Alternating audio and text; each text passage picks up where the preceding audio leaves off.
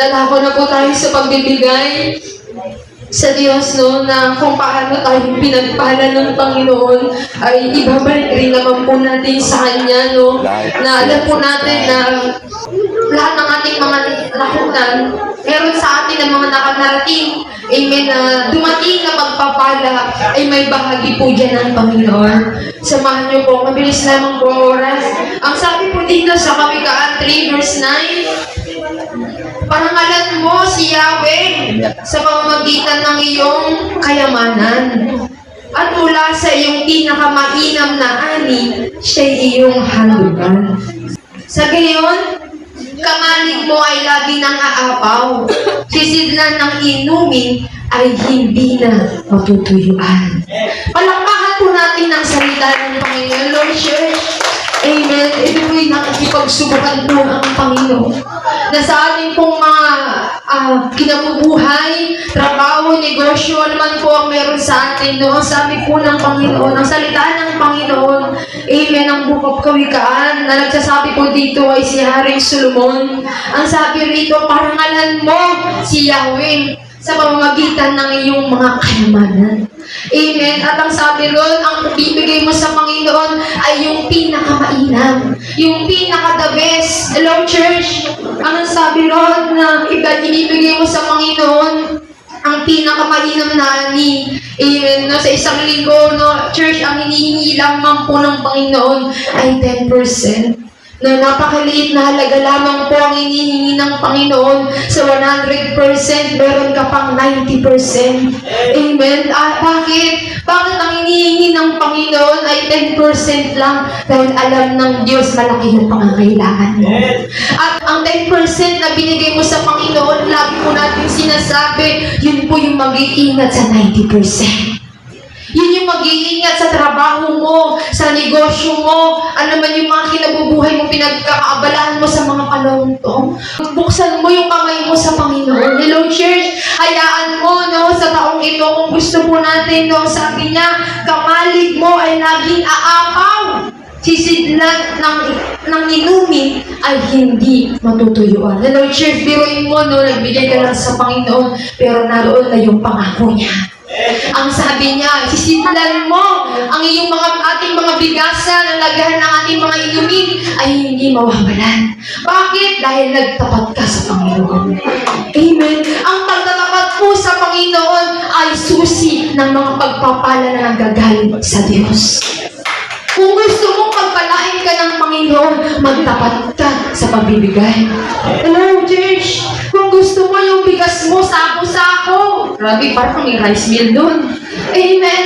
Kung gusto mo yung tubigan mo, parang may mineral water. Amen. Magtapat ka sa Panginoon. Ibigay mo yung pinaka-the best sa Kanya. Amen. Malakay 3 verse 8, ang sabi niya, dalhin ninyo ng buong buo ang inyong mga ikasampung bahagi sa kanyang templo. Amen. Ang sabi niya, subukin ninyo ako kung hindi ko buksan ang mga durang-awan ng langit at ibulos sa inyo ang masaganang magpapala. Wala po atang tao dito.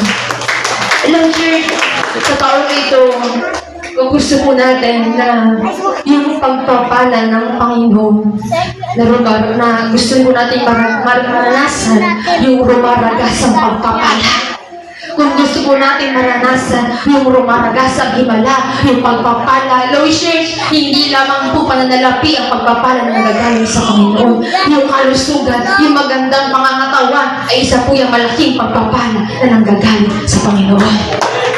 Amen. Magpapala po yan. Bakit? Nagtapat ka sa Diyos na buhay. Aanin mo yung maraming pero lagi ka nasa ospital. Amen. Pero dahil nga po nun, tinuturuan po tayo ng Panginoon na tayo po yung magtapat sa pagbibigay. At sa ating pong pagtatapat, amen, no, ibibigay po natin ang pinaka-the best, ang pinakamainam. Amen. Hindi yung dumukot ka lang. Dahil mo, 20. Amen. No.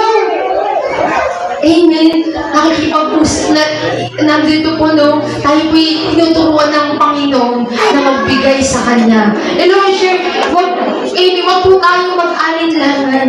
Wag po tayong mag-doubt na, baka kailangan ko to, ganito, ganyan. Wag, church, magtiwala ka sa Panginoon na yung binigay mo, ibabalik niya, hindi doble, hindi triple, 10 times. Wala po atang tao dito. Ibabalik ng Diyos yan! Hiniram lang niya! Parang ka lang nag-invest, pero mayroon pang tuhubo. Amen! Napakasarap talaga na pangatapat ka sa Panginoon. At hindi, yan lahat sa ating namang pong mahal na pastor. Amen.